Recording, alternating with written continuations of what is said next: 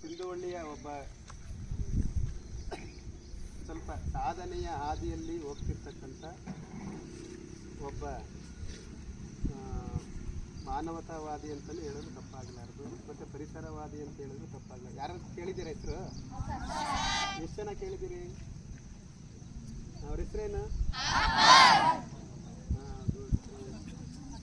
ಮಕ್ಕಳ ನೋಡಿ, ನಾವು ಏನಕ್ಕೆ ಅವರನ್ನ ನೋಡಿಲಿ, ಭೂಮಿ ಮೇಲೆ ನಾವು ಹುಟ್ಟು ಆಕಸ್ಮಿಕ, ಮತ್ತು ಒಂದು ದಿವಸ ಹೋಗೋದಂತೂ ಖಚಿತ. ಆದರೆ ಮಧ್ಯ ನಾವು ಏನು ಒಳ್ಳೇದು ಮಾಡ್ತೀವಿ ಅನ್ನೋದೇ ಮುಖ್ಯ, ನಾವು ಏನು ಮಾಡಿದ್ದೀವಿ ಅನ್ನೋದೇ ಮುಖ್ಯ. ಬಂದಾಗ ನನಗೆ ಅವಕಾಶ ಮಾಡಿಕೊಟ್ಟು ನಿಮ್ಮ ಜೊತೆಗೆ ಒಂದು ಸಂವಾದ ಮಾಡೋದಕ್ಕೆ, ಯಾಕಂದರೆ ನಾನು ಸಂತೋಷ ಪಡೋದು ಯಾವಾಗ ಗೊತ್ತಾ, ನನ್ನ ವಿಚಾರದಲ್ಲಿ ಒಳ್ಳೆಯದಿದೆ, ಅದು ಮನೇಲಿ ಅಡುಗೆ ಮಾಡಿರೋದು ಎಲ್ಲ ತಿಂದು ಮಾಡಿರೋರಿಗೆ ಚೆನ್ನಾಗಿತ್ತು ಅಂದರೆ ಎಷ್ಟು ಖುಷಿ ಆಗುತ್ತೆ. ಯಾಕಾಗುತ್ತೆ? ಅವ್ರ ಶ್ರಮ ಅರ್ಥಪೂರ್ಣವಾಗಿ ಅದರ ಪ್ರತಿಫಲ ಸಿಕ್ತು ಅಂತ ಅನಿಸುತ್ತೆ. ಸರಿ, ನಾನು ಮಾತಾಡೋವಂಥ ಅಭ್ಯಾಸ ಇದೆ, ನನ್ನ ಮೊಬೈಲ್ ಇದೆ, ನಾನು ಎಲ್ಲಿ ಬೇಕಾದರೂ ನಿಂತು ಏನು ಬೇಕಾದರೂ ಮಾತಾಡ್ಬೋದು. ಯಾರೋ ಒಬ್ಬರು ನನಗೆ ಬೇಕಾದವರು ಒಬ್ಬರು ಕೇಳ್ತಾರೆ, ಇಷ್ಟೆಲ್ಲ ಮಾಡ್ತಾ ಇದೆಯಲ್ಲಪ್ಪ, ನೀನು ಮಾಡ್ತಕ್ಕಂಥ ವೀಡಿಯೋಗೆ ಲೈಕ್ ಎಷ್ಟು ಬರ್ತಾ ಇದೆ, ಎಷ್ಟು ಜನ ಮೆಚ್ಕೋತಾರೆ? ಜನ ಮೆಚ್ಕೊಳ್ಳೋದು ಮುಖ್ಯನಾ? ಅದಕ್ಕೆ ಕುವೆಂಪು ಅವರು, ರಾಷ್ಟ್ರಕವಿ ಕುವೆಂಪು ಅವರು, ನಾನು ಎಲ್ಲೇ ಹೋದ್ರೂ ಅವ್ರ ಬಗ್ಗೆ ನಾನು ಯಾಕೆ ಹೇಳ್ತೀನಿ ಅಂದರೆ, ನನಗೆ ಇವತ್ತೇನಾದರೂ ನಾನು ಬರೀತೀನಿ, ಆ ವಿಚಾರಕ್ಕೆ ನಾನು ಒಳಪಡ್ತೀನಿ ಅಂದರೆ ನನಗೆ ಪ್ರೇರೇಪಣೆ ಹುಟ್ಟಿದ್ದೆ ಅಲ್ಲಿಂದ. ಅವರು ನಮಗೆ ನಿಮ್ಮ ದೆಸೆಯಲ್ಲಿದ್ದಾಗ, ವಿದ್ಯಾರ್ಥಿ ದೆಸೆ ಅಂದರೆ ಹೈಸ್ಕೂಲ್ ಪೀರಿಯಡಲ್ಲಿ ನಾನು ಓದಿದ್ದು ಕಡ್ಕೊಳ, ಆದರೆ ನಿಮ್ಮ ಶಾಲೆಗೆ ಯಾಕೆ ಬರ್ತೀನಿ ಅಂದರೆ, ಇದು ನಮ್ಮೂರ ಶಾಲೆ ಅಂತ ಬರ್ತೀನಿ. ನಾನು ಓದಿಲ್ಲ ಅನ್ನೋದಲ್ಲ ಲೆಕ್ಕ, ನಮ್ಮ ಅಕ್ಕ ಓದಿದ್ದಾರೆ, ಮತ್ತು ನಮ್ಮೂರ ಶಾಲೆ, ನಾನು ಉಳಿದ ಎಲ್ಲ ಶಾಲೆಗೆ ಹೇಗೆ ಪರಿಗಣನೆ ತಗೋತೀನಿ, ನನ್ನೂರು ಶಾಲೆ, ನನ್ನೂರು ಅನ್ನೋದಾಗ ಇದೆಲ್ಲ ನನಗೂ ಒಳಪಡುತ್ತೆ ಅನ್ನೋವಂಥ ಒಂದು ಅಭಿಮಾನದಿಂದ ಬರ್ತೀನಿ. ಮತ್ತು ಇನ್ನೊಂದು ಹೇಳ್ತಾ ಇದ್ದೆ ನಾನು, ನಮ್ಮ ಸಮಯದಲ್ಲಿ ಬೆಳಗಿನ ಒಂದು ಪೇಪರ್ ಬಂದಾಗ ನುಡಿಮುತ್ತು ಓದಿಸ್ತಾ ಇದ್ರು. ಆವಾಗ ನಮ್ಮ ರಾಷ್ಟ್ರಕವಿ ಕುವೆಂಪು ಅವರು ಬರೆದಿರ್ತಕ್ಕಂಥದ್ದು ನುಡಿಮುತ್ತು ಏನಪ್ಪ ಅಂದರೆ, ವಿದ್ಯಾರ್ಥಿಗಳು ಭತ್ತದ ಗದ್ದೆಗಳಾಗಬೇಕು ಹೊರತು ಭತ್ತದ ಚೀಲಗಳಾಗಬಾರ್ದು. ಅದರ ವಿಶ್ಲೇಷಣೆ ಗೊತ್ತಾ? ಅದರ ಅರ್ಥ, ಗದ್ದೆಗಳಲ್ಲಿ ಒಂದಷ್ಟು ಚೆಲ್ಲಿದ್ರೆ ಒಂದಷ್ಟು ರಾಶಿ ದುಪ್ಪಟ್ಟು 5 ಪಟ್ಟು ಹೆಚ್ಚಿಗೆ ಕೊಡೋವಂಥದ್ದೇನು, ಆ ರೀತಿ ನಿಮ್ಗೆ ಯಾವುದಾದ್ರೂ ಒಂದು ವಿಚಾರ ಅಂತ ಕೊಟ್ಟರೆ ಅದರಲ್ಲಿ ನೀವು ಎಷ್ಟು ಜ್ಞಾನ ಹೊಂದಿದ್ದೀರಾ, ಎಷ್ಟು ತಿಳುವಳಿಕೆ ಪಡೆದಿದ್ದೀರಾ ಅನ್ನೋದು ಲೆಕ್ಕ. ಸರ್ರು ಮಾತಾಡ್ತಾ ವಿರುದ್ಧ ಹೇಳಿದ್ರು ಅಂದರೆ, ನಿಮ್ಮ ಕೇಳುವಿಕೆಯಲ್ಲಿ ಜ್ಞಾನ ಇರಬೇಕು. ಮಾತನ್ನ ಹೀಗೆ ಹೇಳಿದ್ರೆ ಹೇಗೆ ಉತ್ತರ ಕೊಡಬೇಕು, ಹಾಗೆ ಹೇಳಿದ್ರೆ ಹೇಗೆ. ನಿಮಗೆ ಲಯವಾಗಿ ಹೇಳಿದ ತಕ್ಷಣ ಉತ್ತರ ಕೊಡೋಕ್ಕೆ ಯಾರು ಬೇಕಾದರೂ ಕೊಡ್ತಾರೆ. ವಿರುದ್ಧ ದಿಕ್ಕಲ್ಲಿ ಹೇಳಿದಾಗ ಏನು ಸರಿ, ಯಾರಾದರೂ ಕಸ ಇದ್ದರೆ ಎಷ್ಟು ಜನ ನೋಡ್ಕೊಂಡು ಒಯ್ತೀರಾ ಅಂತ ಕೇಳಿದಾಗ ಕೆಲವರು ಕೈಯೇ ಎತ್ತಲಿಲ್ಲ. ಅದರ ಅರ್ಥ ಏನು ಗೊತ್ತಾ? ಇವತ್ತು ನಾನು ಹೇಳ್ತೀನಿ ಕೇಳಿ, ನನ್ನ ಮನೆ ಕಸ ನಾನು ಯಾಕೆ ಗುಡಿಸ್ಕೊತೀನಿ? ನನ್ನ ಮನೆ ನಾನೇ ಹೇಳಿದ್ಬಿಟ್ನಲ್ಲ, ನನ್ನ ಮನೆ ಅಂದಾಗ ನಾನೇ ಗುಡಿಸ್ಕೊತೀನಿ. ಬೀದಿ ಗುಡ್ಸಕ್ಕೆ ಯಾಕೆ ನಾಚಿಕೆ ಪಡ್ತೀನಿ? ಬೀದಿ ನಂದಲ್ಲ ಅಂತ. ನಂದು ಅಂತ ಬಂದಾಗ ನನ್ನ ಸ್ಲಿಪ್ಪರ್ನು ತೊಳೆದು ಇಕ್ಕೋತೀನಿ, ಇನ್ನೊಬ್ರದ್ದು ಮಾಡ್ತೀನಾ? ಅದಕ್ಕೆ ನಮ್ಮ ಸಮಾಜ ಯಾಕೆ ಸರಿ ಹೋಯ್ತಾ ಇಲ್ಲ? ಚೀನಾ ಬೇರೆ ದೇಶ ಆಗಿದೆ ಹೀಗಿದೆ, ಯಾಕೆ ಅಂದರೆ ಅವರ ಇಡೀ ದೇಶನ ನಂದು ಅಂತ ಭಾವಿಸಿರೋರು. ನಾನು ನನ್ನ ಮನೆ ನನ್ನ ಇದು ಅಂತ ಸ್ವಾರ್ಥದಿಂದ ನೋಡೋದು. ದೇಶ ಪ್ರೇಮ, ರಾಷ್ಟ್ರ ಪ್ರೇಮ ಅಂದರೆ ರಾಷ್ಟ್ರಪತಿ ಹುದ್ದೆಗೆ ಹೋದಾಗ ವ್ಯಕ್ತಪಡಿಸ್ತೀನಿ, ಪ್ರಧಾನಮಂತ್ರಿ ಮಾಡಿ ಅವಾಗ ತೋರಿಸ್ತೀನಿ ಅನ್ನೋದು ದೇಶ ಪ್ರೇಮ ಅಲ್ಲ. ಪ್ರಜೆಯಾಗಿ ನಾನು ಏನು ಮಾಡಬೇಕು, ನನ್ನ ಕರ್ತವ್ಯ ಏನು, ನನ್ನ ಹಕ್ಕನ್ನು ಪ್ರಶ್ನೆ ಮಾಡ್ತೀನಿ. ಸರ್ಗೆ ಹೇಳ್ಬೋದು, ಸರ್ ಶಿಕ್ಷಣ ಪಡೆಯೋದು ನನ್ನ ಹಕ್ಕು ಸರ್, ನೀವು ನನಗೆ ಪಾಠ ಮಾಡಬೇಕು. ಅವ್ರು ಮಾಡಿರೋ ಪಾಠಕ್ಕೆ ನೀವು ಪ್ರತಿಫಲವಾಗಿ ಎಲ್ಲಿ ತೋರಿಸ್ಬೇಕು? ನಿಮ್ಮ ವರ್ತನೆಯಲ್ಲಿ. ಎಕ್ಸಾಮಲ್ಲೂ ಬರೆದ್ಬಿಡ್ತೀರಾ, ಯಾಕೆ ಹೇಳಿ? ಒಂದು ದಿನದ ಪ್ರಿಪರೇಷನ್ ಬೇಕಾದರೆ ಮಾಡಿ, ನಾಳೆ ಎಕ್ಸಾಮ್ ಇದೆ ಅಂತ ಪಾಸ್ ಆಗೋದು ಬೇರೆ. ಅಷ್ಟು ವಿಚಾರ ಜೀವನದಲ್ಲಿ ಅಳವಡಿಸ್ಕೊಂಡಿದ್ದೀರಾ? ಶಿಕ್ಷಣ ಕೊಡೋದು, ಶಿಕ್ಷಣ ಪಡ್ಕೊಳ್ಳೋದು ತುಂಬ ಜನ ಪಡ್ಕೊಂಡವ್ರೆ. ಭ್ರಷ್ಟರು ಯಾರಾಗ್ತಾ ಇರೋದು? ಒಬ್ಬ ರೈತ ಆಗ್ನಾ? ರೈತನ ಮನೆ ರೈಡ್ ಆಗಿದೆಯಾ? ಅವ್ನು ಶಿಕ್ಷಣ ಪಡೀಲಿ, ಅವ್ನ ಮನೇಲಿ ಪದವಿನೂ ಇಲ್ಲ, ಅವನ ಹತ್ರ ಏನೂ ಇಲ್ವಲ್ಲ. ಅಧಿಕಾರಿ IAS ಮನೆ ರೈಡ್ ಮಾಡಿ ಅವನ ಹತ್ರ ದುಡ್ಡು ಬಂತು, ಲಾಯರ್ ಮನೆ ರೈಡ್ ಮಾಡಿ ದುಡ್ಡು. ಅಷ್ಟೇ ಯಾಕೆ, ಈ ದೇಶದ ನ್ಯಾಯಾಂಗ ವ್ಯವಸ್ಥೆ ಅತ್ಯುನ್ನತ ವ್ಯವಸ್ಥೆ, ನ್ಯಾಯಾಧೀಶರ ಮನೆಯಲ್ಲೂ ಹಣ ಸಿಕ್ಬಿಡ್ತು. ಹೆಂಗೆ ನಂಬ್ತೀರಾ ಈಗ ಸಿಸ್ಟಮ್ನ? ಬಿಟ್ಬಿಡ್ತೀರಾ? ಹಂಗಾದ್ರೆ ಈ ಸಿಸ್ಟಮೇ ಸರಿ ಇಲ್ಲ ಅಂತೀರಾ? ಇವತ್ತು ರೆಡಿ ಆಗ್ತಾ ಇದ್ದೀರಲ್ಲ, ನಾನು ಭಾಳಷ್ಟು ವಿಚಾರ ಮಾತಾಡಬೇಕು ಅಂತ ಬಯಸ್ತೀನಿ. ಆದರೆ ಕೇಳೋ ಕಿವಿಗೆ ಹಿತ ಅನ್ನಿಸ್ಬೇಕು, ಕೇಳಿರೋ ಅಷ್ಟು ತಲೆಗೆ ಹೋಗ್ಬೇಕು. ಅದಕ್ಕೆ ಕಡಿಮೆ ಮಾತಾಡಿ ಹೆಚ್ಚು ಅರ್ಥ ಮಾಡಬೇಕು. ನನಗೆ ಹೇಳ್ತಾರೆ ತುಂಬ ಮಾತಾಡ್ತೀಯ ಅಂತ. ಸರಿ, ಮಾತಾಡಿ ನನಗೇನೋ ಒಂದು ನನ್ನದೇ ಆದೊಂದು ರೂಟ್ ಕಲ್ತ್ಕೊಂಡ. ಇವತ್ತು ನಿಮ್ಗಳ ಮೇಲೆ ಯಾಕೆ ನಾನು ಬಂದು ಮಾತಾಡಬೇಕು? ಇವರೆಲ್ಲ ಪಾಠ ಮಾಡಿ ಇವರೆಲ್ಲ ತಿಳುವಳಿಕೆ ಕೊಟ್ಟಿರ್ತಾರೆ, ಅದರ ಎಕ್ಸ್ಟ್ರಾ ನಾನೇನು ಮಾತಾಡಬೇಕು? ನಾನು ಸಮಾಜದ ಮೌಲ್ಯ ಆಧಾರಿತ ಶಿಕ್ಷಣ ಬೇಕು. ಪುಸ್ತಕದ ಶಿಕ್ಷಣ ತಗೊಂಡು ಪಾಸ್ ಆಯ್ತೀರಾ? ನಾನು ಏನು ಹೇಳ್ತಾ ಇದ್ದೆ, ಭ್ರಷ್ಟಾಚಾರಿಗಳಾಗಿರೋದು ಯಾರು? ಲಂಚ ತಗೋತಾ ಇರೋರು ಯಾರು? ತುಂಬ ಓದಿ ಸಂಬಳ ತಗೊಂಡ್ರೂ ಅಡ್ಡದಾರಿಲಿ ಸಿಕ್ಕಾಕತ್ತಾ ಇರೋದು ಯಾರು? ಬಡವನಿಗೆ ಆಸೆ ಹುಡ್ತಾ ಇಲ್ಲ. ದಡ್ಡ ಈ ದೇಶಕ್ಕೆ ನಷ್ಟ ಅಲ್ಲ, ಬುದ್ಧಿವಂತರೇ ಮಾಡ್ತಾ ಇರೋದು. ಅವ್ರಿಗೆ ಮಾರ್ಗ ಕಂಡುಹಿಡಿತಾ ಇದ್ದಾರೆ. ಬೇಗ ನಾನು ಬೆಳವಣಿಗೆ ಆಗಬೇಕು. ನೀವು ಅಷ್ಟೇ. ನಿಮ್ಗೇನು ಹೇಳ್ತಾ ಇದ್ದೀನಿ ಗೊತ್ತಾ?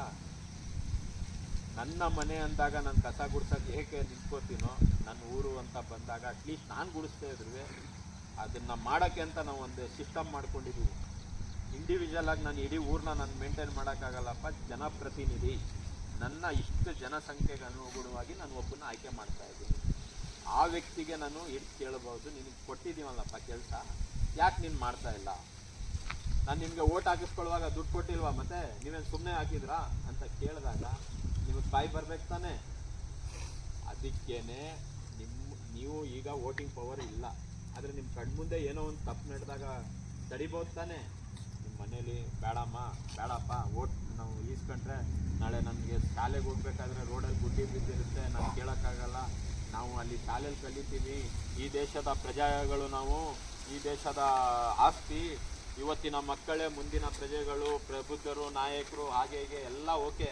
ವಾಸ್ತವದಲ್ಲಿ ನಮಗೆ ಅನುಕೂಲ ಇಲ್ಲ. ನನಗೆ ಇವಾಗ ಶಾಲೆ ನೋಡಿ ಕಾಂಪೌಂಡೇ ಇಲ್ಲ. ನೀವು ತುಂಬ ಆಸಕ್ತಿಯಿಂದ ನೆಡ್ತಿರೋ ಗಿಡ ಹಸು ಮೇಯ್ಕೊಂಡ್ರೆ ನಿಮ್ಗೆ ಹೊಟ್ಟೆ ಉರಿ ಅಲ್ವಾ? ಈ ವ್ಯವಸ್ಥೆ ಕಲ್ಪಿಸ್ಬೇಕಾಗಿರೋದು ನೀವು ಬಂದು ಇಟ್ಕೆ ಸಿಮೆಂಟ್ ತಂದು ಕಟ್ಟಬೇಕಾ? ಇದಕ್ಕೆ ಅಂತ ನಾವು ಸಿಸ್ಟಮ್ ಮಾಡ್ಕೊಂಡಿರೋದನ್ನು ಮಾಡ್ತಾ ಇಲ್ವಲ್ಲ. ಯಾಕೆ ಅಂದರೆ ನಮ್ಮ ಇವಾಗ ಜಾತಿ ಧರ್ಮ, ನಿಮಗೆ ಧರ್ಮ ಅಂದರೆ ಗೊತ್ತಾ? ಏನು ಧರ್ಮ ಅಂದರೆ ನಿಮ್ಮ ಪ್ರಕಾರ ನೀವು ಏನು ವ್ಯಾಖ್ಯಾನ ಬರಿತೀರಾ? ನಿಮ್ಗೆ ಧರ್ಮ ಅಂದರೆ ಏನು ಅಂತ ಪ್ರಶ್ನೆ ಕೊಟ್ಟರೆ ನೀವು ಏನಾದರೂ ಬರಿಬೇಕಲ್ಲ, ಏನು ಬರಿತೀರಾ? ಇವಾಗ ನಾನು ಮುಸಲ್ಮಾನ, ನನ್ನ ಧರ್ಮ ನನಗೇನು ಹೇಳ್ಕೊಟ್ಟಿದ್ದೆ ನಾನು ಬರಿತೀನಿ, ನೀವು ಒಬ್ರು ಬರಿತೀರಾ, ಅವ್ನು ಯಾರೋ ಕಿತ್ತು. ಅದು ಎಲ್ಲ ಧರ್ಮದವ್ರಿಗೆ ಏನಾದರೂ ಒಂದು ವಿಚಾರ ಇದ್ದೇ ಇದೆಯಲ್ಲ, ಹೌದಾ? ಪ್ರತಿಯೊಂದು ಧರ್ಮ ಏನು ಹೇಳ್ತಾ ಇದೆ ಅಂದರೆ ನ್ಯಾಯ ಮಾರ್ಗದಲ್ಲಿ ನಡಿಬೇಕು, ನಿತ್ಯ ಸತ್ಯ ನುಡಿಬೇಕು. ಇದೇ ಧರ್ಮ. ಪಕ್ಕದವನಿಗೆ ಹೋಗಿ ನಾನು ಹೊಡೆದು ಬಿಡ್ತೀನಿ, ಅವನದನ್ನು ನಾನು ಕಿತ್ಕೊ ಬರ್ತೀನಿ ಅಂತ ಯಾವುದಾದ್ರೂ ಧರ್ಮದ ವ್ಯಕ್ತಿ ಉಪದೇಶ ಮಾಡಿದಾನ? ಸರಿ, ಆ ಧರ್ಮ ನಾನು ಸ್ವೀಕಾರ ಮಾಡೋಕ್ಕಾದ್ರೂ ಆಗುತ್ತಾ? ಕೊಲ್ಲುವುದು ಒಂದು ಧರ್ಮವ? ದಯೆಯೇ ಧರ್ಮದ ಮೂಲವಯ್ಯ ಅಂತ ಬಸವಣ್ಣ ಯಾಕೆ ಹೇಳಿದ್ದಾರೆ ಅಂದರೆ ಮಿಕ್ಕಿದ್ದೆಲ್ಲ ಹೇಳ್ಬೋದಿತ್ತಲ್ಲ. ಸಕಲ ಜೀವರಾಶಿಗಳನ್ನು ತನ್ನಂತೆ ತಿಳಿದಿರುವವನು ಮಹಾಜ್ಞಾನಿ ಅಂತಾರೆ.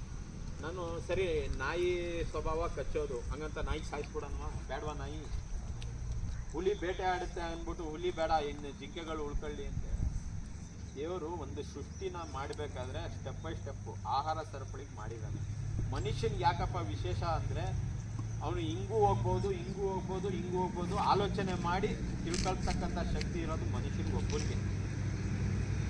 ಆಕಾಶಕ್ಕೂ ಹೋಯ್ತೀನಿ ಅಂತಾನೆ, ಭೂಮಿಗೆ ಪಾತಾಳಕ್ಕೂ ಹೋಯ್ತೀನಿ ಅಂತಾನೆ, ಇಲ್ಲಿ ನೀರೊಳಗೂ ಇರ್ತೀನಿ ಅಂತಾನೆ, ಗಾಳೀಲಿ ಹಾರಾಡ್ತೀನಿ ಅಂದರೆ ಮಿಕ್ಕ ಯಾವುದೂ ಮಾಡ್ತಾ ಇಲ್ಲ. ಅವು ಆಕಾಶದಲ್ಲಿ ಹಾರೋ ಹಾಕಿ ಆಕಾಶದಲ್ಲೇ ಭೂಮಿಯಲ್ಲಿ ಹೋಗಿ ಗೂಡ್ಸಕ್ತಾ ಇಲ್ಲ.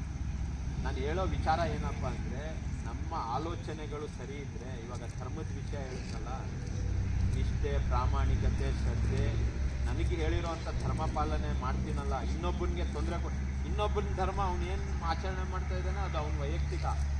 ಆದರೆ ರಾಷ್ಟ್ರ ಧರ್ಮ ಅಂತ ಬಂದಾಗ ನಾವೆಲ್ಲ ಒಂದೇ, ಈ ಭಾರತೀಯರೆಲ್ಲರೂ ಒಂದೇ, ಮಾನವ ಒಂದೇ ಕುಲ ಅಲ್ವಾ? ಮನುಜ ಮತ ವಿಶ್ವಪಥ. ನಾವು ನಡಿಬೇಕಾದ್ರೆ ಸರಿಯಪ್ಪ, ಇದು ಮುಸಲ್ಮಾನರ ರೋಡು, ಇದು ಹಿಂದೂಗಳ ರೋಡು, ಇದು ಕ್ರಿಶ್ಚಿಯನ್ ರೋಡು ಅಂತ ಎಲ್ಲಾದರೂ ಮಾಡಿರೋದುಂಟಾ? ನೀರೇನಾದರೂ ಕುಡಿಬೇಕಾದ್ರೆ ನಲ್ಲಿ ಮೇಲೆ ಬರ್ದಿದಾರ? ನನ್ನ ಮಾತಿನ ಉದ್ದೇಶ ಏನು ಅಂದರೆ ಜಾತಿ, ಧರ್ಮ, ಮತ ಅಂದಿದ್ದಕ್ಕೆ ನಾವು ಹಿಂದೆ ಉಳಿತಾ ಇರೋದು. ಒಬ್ಬ IAS ಹತ್ರ ಕೆಲಸ ಮಾಡಿಸ್ಕೋಬೇಕಾದ್ರೆ ಅವ್ನು ಯಾವ ಜಾತಿ ಅಂತ ಹೋಗಲ್ಲ. ಸಿಟಿಗಳಲ್ಲಿ ಹೋಗಿ ಹೋಟ್ಲಲ್ಲಿ ಊಟ ಮಾಡಬೇಕಾದ್ರೆ ಕೇಳ್ಬಿಟ್ಟು ಮಾಡಲ್ಲ. ಬೇಡ, ಆರೋಗ್ಯ ಸಮಸ್ಯೆ ಬಂದರೆ ಡಾಕ್ಟ್ರ್ ಹತ್ರ, ಸರ್ ನೀವು ಯಾವ ಜಾತಿ ಹೇಳಿ ಸರ್, ಆಪ್ರೇಷನ್ ಮಾಡ್ತೀರಾ, ಮೈ ಮುಟ್ತೀರಾ, ಆಗಲ್ಲ ಅಂತ ಕೇಳ್ತೀವ. ಸೊ ವ್ಯಾಪ್ತಿಲಿ ಕಟ್ಟಾಕೋತಾ ಇರೋದು ಇಲ್ಲಿ. ನಾನು ನಿಮ್ಮ ಏನೋ ಉಪದೇಶ ಮಾಡ್ತಾ ಇದ್ದೀನಿ, ಇವನು ಮುಸಲ್ಮಾನ, ಇವನಿಗೇನು ಗೊತ್ತು. ನಾನು ಈಗ ನನ್ನ ಆತ್ಮಸಾಕ್ಷಿ ಮೇಲೆ ಪ್ರಮಾಣ ಮಾಡಿ ಹೇಳ್ತೀನಿ, ನನಗೆ ನನ್ನಷ್ಟೇ ಪೌರ ಕಾರ್ಮಿಕನಿಗೂ ಗೌರವ ಇದೆ. ಅವನು ಪೌರ ಕಾರ್ಮಿಕ ಆಗಿರೋದು ಏನಕ್ಕೆ ಅಂದರೆ ಅವನು ಆ ಒಂದು ಕೆಲಸ ಮಾಡ್ತೀನಿ ಅಂತ ಸಿದ್ಧನಾಗಿರೋದಕ್ಕೆ. ಇಲ್ಲಾಂದ್ರೆ ನಾನು ಮಾಡಬೇಕಾಗಿತ್ತು ಆ ಕೆಲಸ. ಅವನು ದೊಡ್ಡ ಸ್ಕೇಲಿರೋದು ಸಮಾಜದಲ್ಲಿ, ಅವ್ನು ಮಾಡಿದ್ರೇ ನಾನು ನಡೀತಾ ಇರ್ತಕ್ಕಂಥ ದಾರಿ ಚೆನ್ನಾಗಿರೋದು. ನನ್ನ ಊರಲ್ಲಿ ಒಂದು ನಾಯಿ ಸತ್ತೋಗಿದೆ ಅಂದರೆ ಮೂಗು ಮುಚ್ಕೊಂಡು ಸೆಂಟ್ ಹೊಡ್ಕೊಂಡು ಎಲ್ಲ ಓಡಾಡೋದು, ತಗೊಂಡೋಗಿ ಅವನು ಊತ ಹಾಕಿದ್ರೇ ನನ್ನ ಸಮಾಜದಲ್ಲಿ ಆ ಒಂದು ಸುಗಂಧ ಇರೋದು. ನನ್ನ ಹೇಳ್ತಕ್ಕಂಥ ವಿಚಾರ ಇಷ್ಟೇ, ಎಂಥವರೇ ಇರಲಿ ಅವನು ಈ ದೇಶದ ಇವಾಗ ಮುಖ್ಯಮಂತ್ರಿ ಆದಿಯಾಗಿ ಪೌರ ಕಾರ್ಮಿಕರು ಸಾಲ್ವ್ ಮಾಡಿದ್ರೆ ಆ ಕಡೆಯಿಂದ ಲೆಕ್ಕ ಹಾಕಿದ್ರೆ ಅವನೇ ಪ್ರಥಮ, ಈ ಕಡೆಯಿಂದ ಇವರೇ. ಯಾರಿಲ್ದೇನೂ ಈ ದೇಶ ನಡೆಯೋಕ್ಕಿಲ್ಲ. ಎಲ್ಲರಿಗೂ ಬೆಲೆ ಅದರದ್ದೇ ಆದಂಥ ಮಹತ್ವ ಇದೆ. ಹಾಗಾಗಿ ನಾನು ಇಲ್ಲಿ ಯಾರೇ ನಾನು ಇದುವರೆಗೆ ನನ್ನ ಸ್ನೇಹಿತರನ್ನ ನಾನು ಆಣೆ ಮಾಡಿ ಹೇಳ್ತೀನಿ, ನೀನು ಯಾವ ಜಾತಿ ಅಂತ ಕೇಳಿ ನಾನು ಮಾತಾಡ್ತಿದ್ದಿಲ್ಲ. ನಾನು ಅದನ್ನು ಪರಿಗಣನೆ, ನನಗೇನಾದರೂ ಅಪ್ಲಿಕೇಶನಲ್ಲಿ ಬರೆಯೋವಂಥ ಅವಕಾಶ ಇರಲಿಲ್ಲ ಅಂದರೆ ನಾನು ಮನುಷ್ಯ ಅಂತಲೇ ಬರೀತೀನಿ. ಒಂದು ಏನು ಸಾಧಿಸಿದ್ದೀವಿ ನಾವು ಜಾತಿ ಹೇಳ್ಕೊಂಡು ಧರ್ಮ ಹೇಳ್ಕೊಂಡು ಅನ್ನೋದು ನನ್ನ ಲೆಕ್ಕ. ಅಬ್ದುಲ್ ಕಲಾಂ ಅವರು ದೇಶಕ್ಕೆ ಮಿಸೈಲ್ ಕೊಡಬೇಕಾದ್ರೆ ಮುಸಲ್ಮಾನರ ರಕ್ಷಣೆಗೆ ಅಂತ ಕೊಟ್ಟಿದ್ದಾರ? ಇಡೀ ರಾಷ್ಟ್ರಕ್ಕೆ ಕೊಟ್ಟಿರೋದು. ನಾನು ವಿಚಾರನ ಉದ್ದಕ್ಕೆ ಯಾಕೆ ಹೇಳ್ತಾ ಇದ್ದೀನಿ ಗೊತ್ತಾ? ನನಗೆ ಬಂದಾಗ ಸರ್ಗೆ ಕೇಳೋಕ್ಕೆ ಏನು ಗೊತ್ತಾ, ಯಾವ ಇದ್ರ ಮೇಲೆ ಕೇಳ್ತೀನಿ ಗೊತ್ತಾ, ನಿಮ್ಮನ್ನ ನಾವು ಬಿಳಿ ಹಾಳೆ ಥರ ಇವಾಗ ಬರೆಯುವಂಥ ವಿಚಾರಗಳು ನಿಮ್ಮಲ್ಲಿ ನಮೋದನೆ ಆಗುತ್ತೆ. ನೀವು ಇಟ್ಕೋತೀರಾ ಅದನ್ನು, ನಿಮ್ಮದು ಫ್ರೆಶ್ ಮೈಂಡು. ಇದೇ ಹೋಗ್ಬಿಟ್ಟು ಅಲ್ಲಿ ಜಗಳ ಆಡ್ತಿರೋರ್ಗೆ ಹೇಳಿದ್ರೆ ಹೋಗೋಕೆ ಗಟ್ಟಿ ಕೇಳಲ್ಲ. ನೀವು ಕೇಳ್ತೀರಾ, ಕೇಳೋವಂಥ ತಾಳ್ಮೆ ನಿಮಗಿದೆ. ಮತ್ತು ನೀವು ಇವತ್ತು ಈ ಸ್ವಾತಂತ್ರ್ಯ ದಿನಾಚರಣೆ ಅಂಗವಾಗಿ ನಾನು ಬರೋಕ್ಕಾಗಲಿಲ್ಲ. ಮತ್ತು ನಾನು ಬಂದ ಉದ್ದೇಶ ಏನು ಗೊತ್ತಾ, ನಿಮ್ಮಲ್ಲಿ ಏನಾದರೂ ಆಲೋಚನೆ ಚೆನ್ನಾಗಿ ಬಂದರೆ ನೀವು ನಿಜವಾಗ್ಲೂ ನಮ್ಮ ದೇಶಕ್ಕೆ ಒಳ್ಳೆಯ ಪ್ರಜೆ ಆಗ್ತೀರಾ, ಒಳ್ಳೆಯದೇ ಮಾಡ್ತೀರಾ, ಹೆಚ್ಚೊತ್ತು ತೊಗೊಳ್ಳಲ್ಲ. ನನಗೆ ಇಲ್ಲಿಗೆ ಬಂದಾಗ ಇವ್ರ ನಡುವೆ ನಾನು ಒಂದು ಟೈಮಲ್ಲಿ ಅಲ್ಲಿ ಕೂತ್ಕೊಂಡೆ ಇಲ್ಲಿ ಬಂದಿರೋದು. ಸುಮ್ಮನೆ ಅಕ್ಬರ್ ಬಂದವರೇ ಅಂತಲೇ ಎಲ್ಲ ಸಿಗ್ತಾ ಇರೋದು. ನಾನು ಏನೋ ಪ್ರಯತ್ನ ಪಡ್ತಾ ಇದ್ದೀನಿ, ಗುರಿನೂ ಮುಟ್ಟಿಲ್ಲ. ಈಗಲೇ ಮುಟ್ಟೋದು ಬೇಡ, ಇನ್ನೂ ಒಂದಷ್ಟು ವರ್ಷ ಇದೇ ಥರ ನನ್ನ ಶ್ರಮ ಇರಲಿ ಅಂತಲೇ ಬಯಸ್ತೀನಿ. ಮುಟ್ಬಿಟ್ರೆ ಏನಾಗುತ್ತೆ ಗೊತ್ತಾ, ತಟಸ್ಥವಾಗ್ಬಿಡ್ತೀನಿ, ಮುಟ್ಕೊಬಿಡ್ತೀನಿ. ಆಯಿತು ನನ್ನ ಗುರಿ ಮುಟ್ಟಿದೆ ಅಂತ. ಅದಕ್ಕೆ ಕುವೆಂಪು ಅವರು ಗಡಿಯಂತೂ ಕಟ್ಟದಿರು, ಗುರಿಯಂತೂ ಮುಟ್ಟದಿರು ಅಂತ ಹೇಳಿದ್ದಾರೆ. ನಿತ್ಯ ನಿರಂತರ ನಾನು ಚಟುವಟಿಕೆಯಂತಿದ್ರೆ ನನ್ನಲ್ಲೂ ಚೈತನ್ಯ ಇರುತ್ತೆ. ಹಾಗಾಗಿ ನೀವು ಇಷ್ಟೊತ್ತು ನನ್ನ ಮಾತುಗಳನ್ನು ಸಹನೆಯಿಂದ ಕೇಳಿದ್ದೀರಾ ಅನ್ನೋದಕ್ಕಿಂತ ಸ್ವಲ್ಪ ಹೊತ್ತು ಆಲೋಚನೆ ಮಾಡಿ. ನನ್ನ ಮಾತಿನ ಅಂಶ ಏನು ಗೊತ್ತಾ, ವ್ಯವಸ್ಥೆಯಿಂದ ಹೊರಬಂದು ಸಂವಿಧಾನದಲ್ಲಿ ಸರ್ವರಿಗೂ ಸಮಪಾಲು, ಸರ್ವರಿಗೂ ಸಮಪಾಲು, ಧರ್ಮ ನಿರಪೇಕ್ಷತೆ. ಯಾವ್ಯಾವ ಧರ್ಮ ಆಚರಣೆ ಮಾಡ್ತೀರಾ ಮಾಡಿ, ಆದರೆ ಅಂತ ಏನಿದೆ ಅಂದರೆ ನಿಮ್ಮ ಹಕ್ಕುಗಳು ಕರ್ತವ್ಯದ ನಡುವೆ ಇರ್ತಕ್ಕಂಥ ಸ್ವಾತಂತ್ರ್ಯ ತಿಳ್ಕೊಳ್ಳಿ. ಕೆಲವರು ಫಿಕ್ಸ್ ಮಾಡಿಬಿಡ್ತಾರೆ, ಈ ದೇಶ ಸ್ವಾತಂತ್ರ್ಯ ಕೊಟ್ಟಿರೋದು ಏನಕ್ಕೆ ಅನ್ನೋದೇ ಗೊತ್ತಿಲ್ಲ ಅವ್ರಿಗೆ. ಸ್ವಾತಂತ್ರ್ಯ ಅಂದರೆ ಎಲ್ಲಂದ್ರಲ್ಲಿ ನದಿ ಕಂಟಕ್ನ ಕಸೂತ ತಗೊಂಡೋಗಿ ಎಸೆಯೋಕ್ಕೆ ನನಗೆ ಸ್ವತಂತ್ರ ಕೊಟ್ಟವ್ರ? ಜಲಚರ ಪ್ರಾಣಿಗೆ ಹಾನಿ ಕೊಡೋಕ್ಕೆ ನನಗೆ ಸ್ವತಂತ್ರ ಕೊಟ್ಟವ್ರ? ನಾಯಿ ಕಲ್ಲೊಡಿಯೋಕ್ಕೆ ನನಗೆ ಸ್ವತಂತ್ರ ಕೊಟ್ಟವ್ರ? ಅಲ್ಲಿರೋ ನಾಯಿ ನನಗೆ ಕಚ್ತಾ ಇಲ್ಲ ಅಂದರೆ ನಾನು ಅದಕ್ಕೆ ಆಕ್ರಮಣಕಾರಿ ಮಾಡಿದ್ರೆ ಭಗವಂತ ಅವ್ನು ಕೊಟ್ಟೆ. ಹಾವು ಅಷ್ಟೇ, ಕಚ್ಚೋ ಗುಣ ಇದೆ, ಎಲ್ಲಂದ್ರಲ್ಲಿ ಬಂದು ಕಚ್ತಾ ಇಲ್ಲ. ಮನುಷ್ಯ ಆಕ್ರಮಿಸ್ಕೊಂಡು ಹೋಯ್ತಾ ಪ್ರಾಣಿಗಳು ದಾಳಿ ಮಾಡ್ತಾ ಇರೋದು. ಹಾಗಾಗಿ ನಮ್ಮ ಆಲೋಚನೆಗಳು ಪರಿಶುದ್ಧವಾಗಿರಲಿ. ನಾವೆಲ್ಲರೂ ಅನ್ನೋದಕ್ಕಿಂತ ಇವಾಗ ನೀವು ಈ ದೇಶದ ಒಂದು ಆಸ್ತಿ. ಹಾಗಾಗಿ ತಮ್ಮ ಆಲೋಚನೆಗಳಲ್ಲಿ ಬರೀ ಶಿಕ್ಷಣ ಪಡೆದ್ವಿ, ಪದವಿ ಪಡೆದ್ವಿ, ನನ್ನ ಸರ್ಟಿಫಿಕೇಟ್ ಇದೆ ಅನ್ನೋದ್ರ ಜೊತೆಗೆ ನೀವು ಉತ್ತಮವಾದಂಥ ವಿದ್ಯಾರ್ಥಿಗಳಾಗೋದು ಯಾವಾಗ ಅಂದರೆ ಅವ್ರು ಹೇಳ್ಕೊಟ್ಟಂತಹ ವಿಚಾರ ತಿಳ್ಕೊಂಡು ಅವ್ರ ಮಾರ್ಗದರ್ಶನದಲ್ಲಿ ನಡೆಯಿರಿ. ಮತ್ತು ತಮ್ಮೆಲ್ಲರಿಗೂ ಕೂಡ ಅಭಿನಂದನೆ ಸಲ್ಲಿಸ್ತೀನಿ. ಯಾಕಂದರೆ ಮಾತಾಡ್ತೀನಿ ಅನ್ನೋರಿಗೆಲ್ಲ ಅವಕಾಶ ಸಿಗಲ್ಲ. ಆ ಅವಕಾಶ ಮತ್ತು ಶಾಲೆಯಲ್ಲಿ ಬಂದು ಮಾಡೋದಿದೆಯಲ್ಲ, ಅದು ನನಗೆ ತುಂಬಾ ಖುಷಿ ಕೊಡೋದು. ಎಲ್ಲಿ ಬೇಕಾದರೂ ನಾನು ಕೇಳ್ತೀನಿ, ಸರ್ ಮಾತಾಡಬೇಕು ಅಂದರೆ ನಾನು ಹೋಗಿಬೇಕಾದ್ರೆ ಮೈಕ್ ಕಿತ್ಕೊಂಡು ಮಾತಾಡ್ತೀನಿ. ಪ್ರಯೋಜನ ಏನು ಬಂತು? ಬಲವಂತದಿಂದ ಮಾತಾಡೋಕ್ಕೆ ಸಾಧ್ಯನಾ? ನಿಮ್ಮ ಮೇಲೆ ಪರಿಣಾಮ ಯಾಕೆ ಬೀರ್ತೀನಿ ಅಂದರೆ ಪರಿಸರ ಪ್ರೇಮಿ ಅಂತ ಹೇಳಿದ್ರು. ಪರಿಸರ ಯಾಕೆ ನಾವು ಇಷ್ಟಪಡಬೇಕು ಅಂದರೆ, ನನಗೆ ಗಾಳಿ ಮೊನ್ನೆ ಹೇಳಿದ್ರು ಸರ್ ಒಬ್ಬರು, ಆಕ್ಸಿಜನ್ ಬೆಲೆ ಅವ್ರಿಗೆ ಉಸಿರಾಟಕ್ಕೆ ತೊಂದರೆ, ಒಂದು ದಿನಕ್ಕೆ 16,000 ರೂಪಾಯಿ ಬಿಲ್ ಆಯಿತು. ಬರೀ ಒಂದು ದಿನದ ಉಸಿರಾಟಕ್ಕೆ ನಾವು ಕೊಡೋಕ್ಕೆ ಸಾಧ್ಯನಾ? ಪ್ರಕೃತಿಗೆ ಅದರ ಋಣ ತೀರ್ಸೋಕ್ಕೆ ಸಾಧ್ಯನಾ?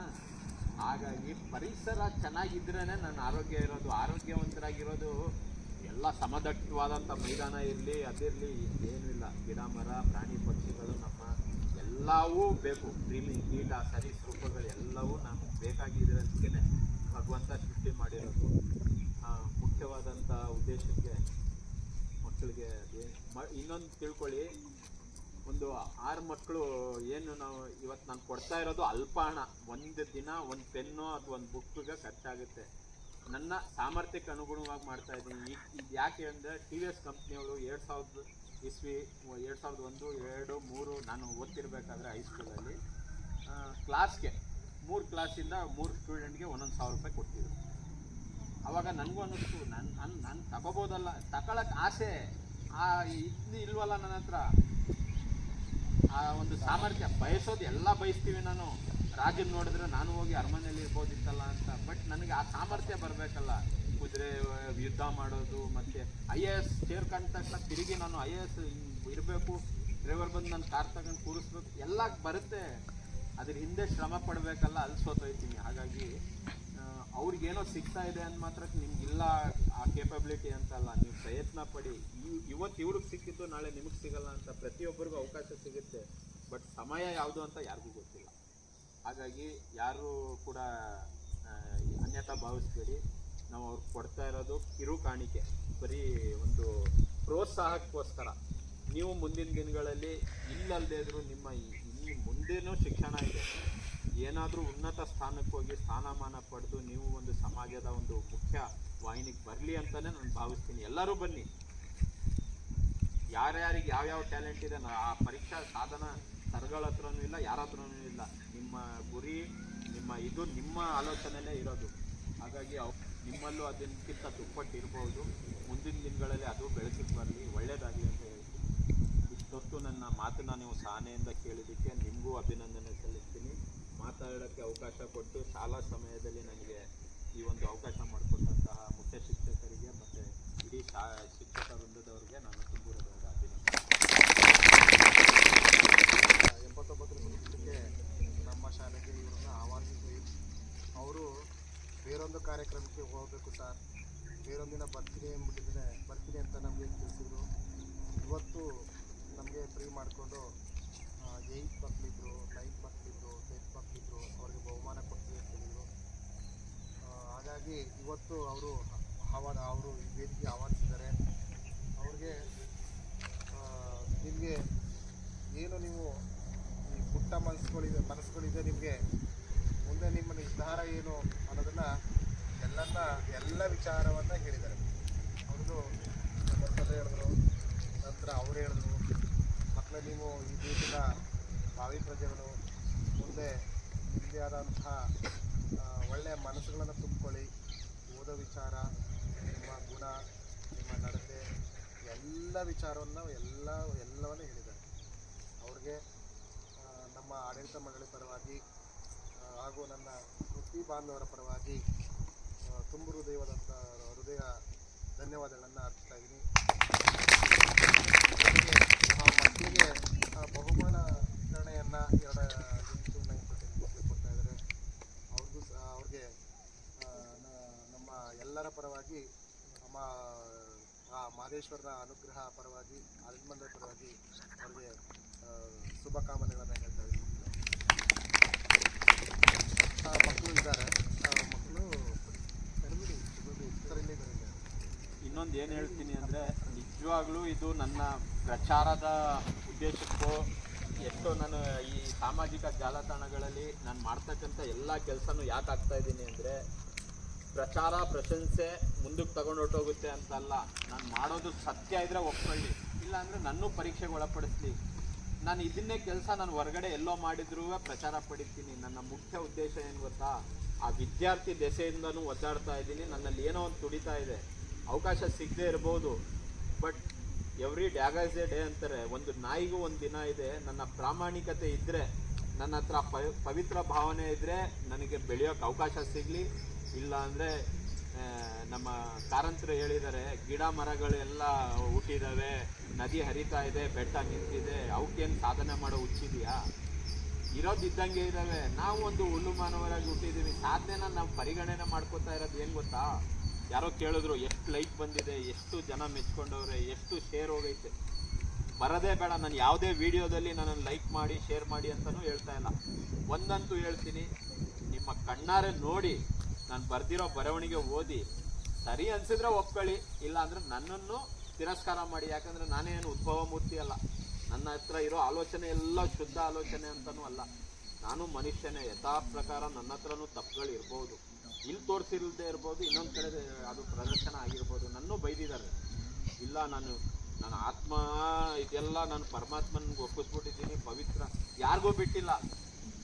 ಸ್ವಾಮಿ ಆಗಿದ್ದವ್ರಿಗೂ ಬಿಟ್ಟಿಲ್ಲ, ಕಾವಿ ತೊಟ್ಟಿರೋರ್ಗೂ ಬಿಟ್ಟಿಲ್ಲ, ನಮಾಜ್ ಮಾಡ್ತಿರೋರು ಎಲ್ಲರ ಜೊತೆನೂ ಅಪವಾದಗಳು ಅಂಟು ಇಟ್ಕೊಂಡೇ ಇರೋದು.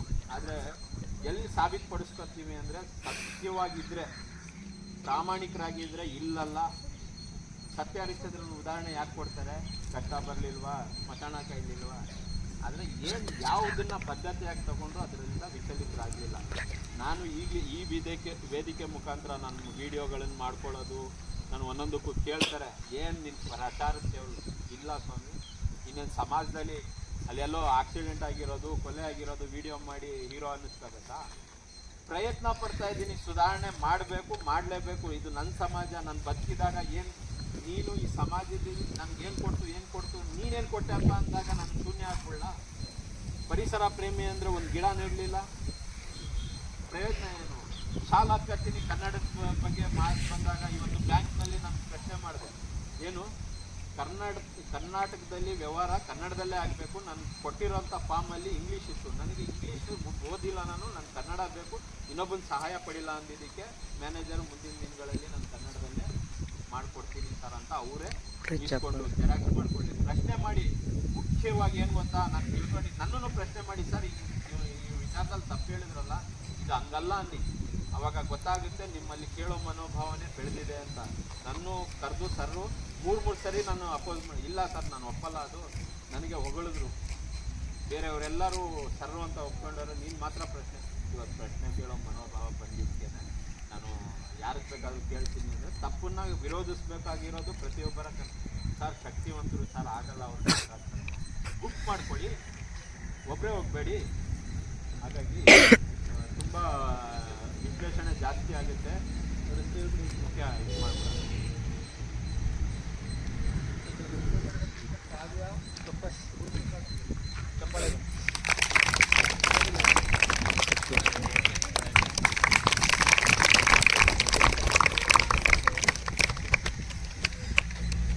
ಯಾರು ಕೂಡ ಅನ್ಯತಾ ಭಾವಿಸ್ಬೇಡಿ. ಇವ್ರಿಗೆ ಸಿಗ್ತಾ ಇರೋದು ನಿಮಗೂ ಸಿಗುತ್ತೆ. ಇವ್ರಿಗೆ ಅಪ್ರಿಷಿಯೇಟ್ ಮಾಡಿ, ಪ್ರೋತ್ಸಾಹ ಮಾಡಿ.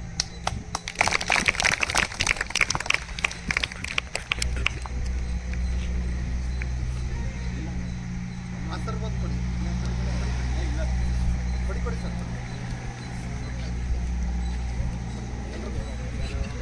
ಸರ್ ಇಲ್ಲಿ ನೋಡಿ,